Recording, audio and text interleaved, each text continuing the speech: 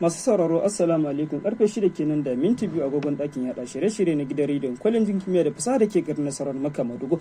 Yanzu lokaci ne kai tsaye da za ku saurari shirin labaranmu na mako. Labaranmu na mako dai zai zo muku ne a wannan lokaci karfe 6 daidai da agogon Najeriya da Nijar daga nan ɗakin yaɗa shirye-shirye na gidan rediyon kwalejin kimiyya da fasaha da ke garin Nasarawar Makka Madugu.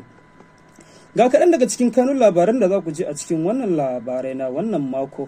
Al'ummar garin Nasarawa da kewaye suna koke-koke kan yawan haɗura da ke faruwa a kan babban titin Loko Waito. Ana neman mutum 50 bayan kifewar kwale-kwale a teku a Libya.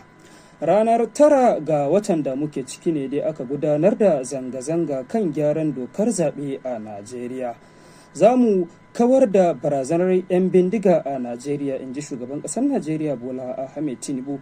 Iran ta kama manyan jagororin masu ra'ayin kawo sauyi bayan zanga-zanga da suke ƙin jininta. To waɗannan ma da wasu rahotanni za ku ji su a cikin wannan shiri.